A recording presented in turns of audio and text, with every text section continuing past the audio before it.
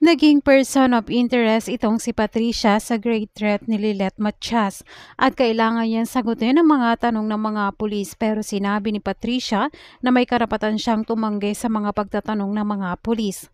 Sabat naman ni Kurt na makipag-cooperate na lang siya. Dagdag naman ni Tinang na kumalma lang itong si Patricia dahil ang tapang-tapang niya noon. Kaya nasaan ang tapang niya ngayon? Ang tapang-tapang niya nung sinasaktan niya noon si Lilet sa ospital. Kaya pagtatanong ni Bonnie kung ginagawa yon ni Patricia, tugon naman ni Lilet na wag na silang mag-alala dahil hindi na siya papayag ngayon na muli pang magpaapi kay Patricia. Dahil naiinis naman itong si Patricia, kaya naman may masama na naman siyang plano kay Lilet. Inutusan niya na naman ang lalaki para muling gulihin itong si Lilet. Nang makauwi naman na sila, nang magpapaalam na itong si Bonnie, sinabi ni Lilet na kukunin niya lang muna ang librong hiniram niya kay Bonnie. Gayunpaman, habang naghihintay naman si Bonnie ay may napansin siya dahil sira ang bintana nila Lilet at naiinis si Bonnie dahil alam niyang meron na namang nanggugulo kila Lilet. Sa taas naman ay biglang napasigaw itong si Lilet dahil may lalaking lumapit sa kanya.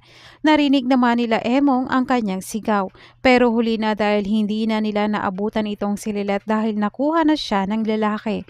Sobrang nag-aalala naman itong si Tinang na wala na itong si Lilet sa kwarto, kaya agad silang humingi ng tulong sa mga pulis dahil may kumuha kay Lilet. Ito nga ay plano ni Patricia dahil ang plano niya ay kuhanin din itong si Mer dahil plano niya na pagsamahin ng dalawa. Kaya nga magkikita itong si Mer at Lilet, kaya magugulat ang dalawa at iisipin nila kung sino ang gumawa nun.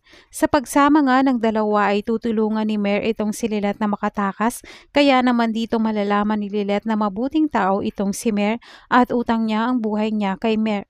Pero dahil mabait din si Lilet at hindi naman siya papayag na iwan na lang itong si Mer doon, kaya gusto niya rin na sabay silang makatakas. Ito na nga ba ang pagkakataon para magkausap ang mag-ina at masabi nila kung anong gusto nila. Maaaring makwento ni Mer na nagsisisi siya dahil iniwan niya ang kanyang anak noon at alam niya na wala na ito, pero ang totoo ay buhay pa pala at kasama niya na at yon ay si Lilet. At si Lilet naman ay masasabi niya na sana ay makilala niya ang kanyang ina at gumaling na ang ama. Dito na rin nga malalaman ni Mer na si Ramil ang tunay na ama ni Lilet.